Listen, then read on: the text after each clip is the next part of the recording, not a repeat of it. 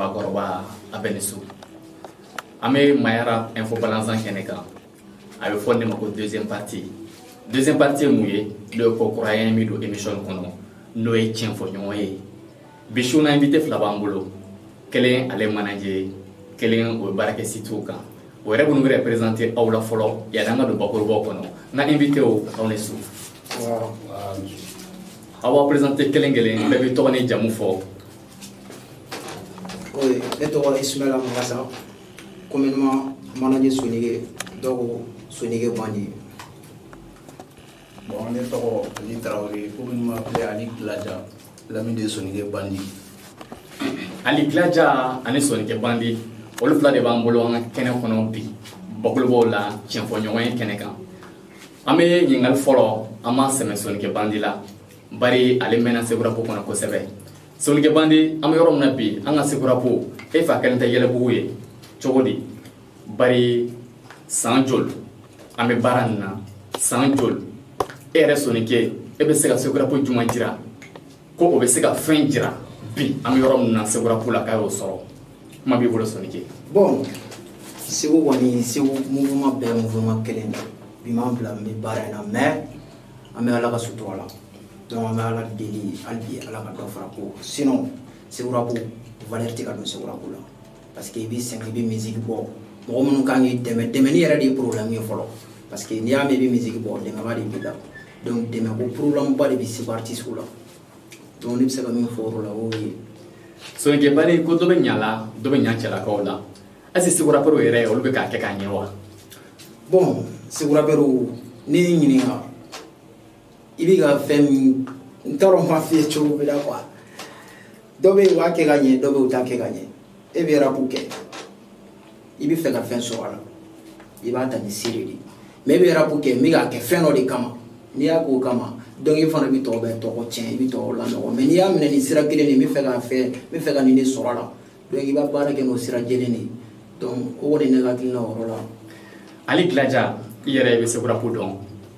le bna nyingal mi tingo ela est-ce que on a segura pero o te ka segura po ke so tika de kama est-ce que be ka ke soro kama est-ce que be ka ke avenir kama dona taula Bon, parce que c'est vrai, mi fitin drone de kalamala quoi. Mais nti ka fo, nti ka ujiji ina fo ka ka sunu de ka mo ka ke ko rawre kama mais ne rega yitanna comme mananje boraka kuma fama be semali de tala quoi. Wa puta ni siri drone bana. Dani do ko do ko kono quoi. Et fenêtre animateur tu sais de quoi tu dois faire pour satisfaire tes fans, je vais dire quoi. Mais si Benica famille nous dans les games, comme les comment bafo à rappel ou quoi. Moi je ne suis qu'un simple fan à travers les managers, donc je dois limiter de certaines choses quoi. Je ne suis pas un manager, je suis un simple fan. Mais à Kanye ou quoi, baraga drone à bana. Clonate quoi, clonte c'est pas ça, clonte c'est pas c'est pas du clonage sans quoi. Beginya siga katama, kasire du gars kola drone ça avance. Comme chacun a son idée. Même si il y a pour running dans le Ali Gladja e fanu ngere de rappeur folo bari an jate mine ke se rappeur la blastralité fanu bo ka rappeur feti an rappeur be kalonka fanu be to ka no feti ango est-ce que c'est dablay est-ce que amul be wadi rappeur no ma amul be rappeur no financer munate tien fouiller o be stram go ga se ka srobla sinon c'est rappeur 100 nere pas ko bala mais à 100 konana nete sega segura pari jira akara belebele yo akara fitino komi be sega senya sigi jira segura pula ate parce que il y a d'accord ni côté am yera sega en fait la ni fora pero mais moi je pense que l'outil direct là pour moi quoi moi bi tel conseil de là quoi il faut pas que bolo gashima dans devant la masse ni devenu faut carcer ni devenu faut carcer bon on doit tout ça dit en béga ma barage dans le silence béga ngi ga conseil ni di bémo dans le silence quoi ne kon ga yeta o drone Ali Gladja me kuma semo kaboela ma de sonike ma so Ali Gladja ni ibe mo deme iba deme chindika na fon fa de do ni ka ke silencier à côté fallait bari sanduro amenna c'est vrai pour be se ka fon jira sanduro kono o jagarta pour akele o ba jira abide ta barala sonike bandi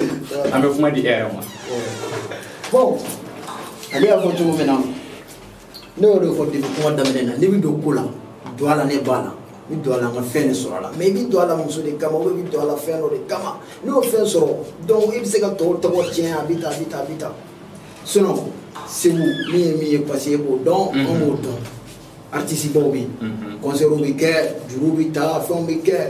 n b'a fɔ ma mais o si tɛ k'an b'o fɔ antenne sanfɛ quoi mais o don dɔ kumaw ye n'o fɛnw fana sɛbɛnna n b'o kumaw fɔ quoi sinon ni kɔni wari bɔ ka don concert la i b'i jija i k'a sɔrɔ de c'est mieux o de ka ɲi mais concert kɛra bi e taara moto san avenir dilan ka la i ka ye cogo ɲuman na sɔrɔ cogo ɲuman ka k'i la quoi mais concert banna i taara moto san i ye nin san a bɛ tan a bɛ tan bi i yɛrɛ laban n'i yɛrɛ dilan a banna quoi o kɔni ne ka faamu o yɔrɔ la. Ok, Soninke Bandi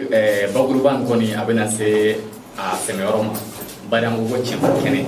o ye émission deuxième partie de ye bari an première partie kɛ ka artiste ɲini o tɔgɔ n'u jamu ani degun minnu b'u la Segu Rap kɔnɔ j'espère qu'on ye artiste caman ta mais deuxième partie ale dabɔra juste tiɲɛfɔ de kama donc Ali i bɛ se ka foli kɛ ka ɲɛsin i ka faniw. Bon komi c'est toujours Ali Glaja ne ka foli ye belebeleba bi gangsta faniw de quoi fan tɛ ne bolo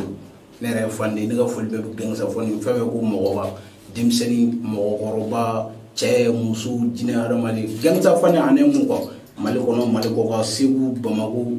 Mali région ninnu bɛɛ la an ka bigaw belebeleba b'o bɛɛ an ka to gangsta kɔ dɔrɔn quoi y a des choses à venir surprise b'u ko la o ne ka foli ye ka ɲɛsin anw ma quoi. Soninke Bandi i yɛrɛ ko taamasen kɔrɔ b'i bolo projet kura dɔw b'i bolo i bɛ se k'olu fɔ Segu ye k'i ka foli laban kɛ. parce que faniw sigilen don u bɛ k'an kɔnɔ an famana a bɛ tan a bɛ tan mais projet bɛ sira la u k'a bila u kunkolo la dɔrɔn MG fan minnu de ko don u k'a bila u kunkolo la dɔrɔn an bɛ ɲɔgɔn bolo anw de ko an b'a la wa an b'a la fana n'Ala sɔnna ma surprise bɛ tɛra mɔgɔba faniw Soninke faniw on ensemble donc o ye ne ka foli ka da s'u bɛɛ ma. An bɛ Segu fo ka Segu waleɲuman dɔn nin ko ye émission deuxième partie ye an bɛ faniw bɛɛ fo Segu Rap ka di minnu ye tiɲɛfɔ kɛnɛ o ye nin émission kura nin ye ne ka réalisateur o ye Gawusu Jakite info balanzan cɛba mɔgɔ min bɛ ka émission présenter o ye Marshal Pasco ye donc ne b'a fɔ Segu ma k'an bɛn émission